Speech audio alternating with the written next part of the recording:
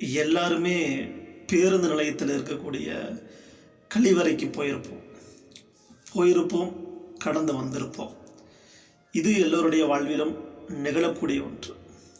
ஆனால் இந்த உலகத்திலேயே முதன்முறையாய் அங்கு நடக்கும் அனுபவங்களை கவிதையாக்கிய முதல் கவிஞன் என்ற பெருமையோடு இந்த கவிதையினை எழுதியிருக்கிறேன்.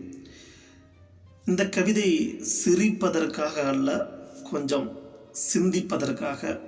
யோசித்து பாருங்கள். வாங்க கவிதைக்கு போகலாம். சாதி மதம் இல்லை, சரிசமம்தான் யாவரும். ஏற்றத்தாழ்வு இல்லை, எல்லோருக்கும் இலவசம்தான். சுத்தம் துளியும் இல்லை, குத்தம் சொல்வோரும் இல்லை.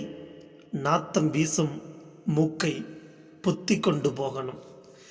கதவுகள் உடைந்திருக்கும், துளைகள் நிறைந்திருக்கும். கார்கில் போர் நடக்கும் கழிவறைக்குள் நித்தம். தண்ணீரும் வராது, தவிப்புகள் தணியாது. சிறைபிடித்தது போலிருக்கும், சில நிமிடம் நரகமாயிருக்கும். அவசரமாயிருக்கும், அடக்கவும் முடியாது. அலட்சியமாயிருப்பின் அசிங்கமாகிவிடும். போராட்டம் நிறைந்த போர்க்களம் அது. போராடி வெல்வது பொக்கிஷ அனுபவம். செருப்பின்றி போனால் நெருப்பாய்ச் சுடும். இல்லாத வைரஸ் எல்லாம் இங்குதான் உதிக்கும். கழிப்பிடம் உள்ளே காத்திருப்பான் திருடனும்.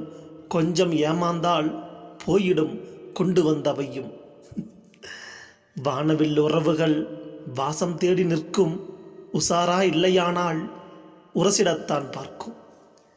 எத்தனையோ நிகழ்வுகள் இந்த கழிவறையில் நடக்கும். பத்திரமா போகணும், பாதுகாப்பா திரும்பணும்.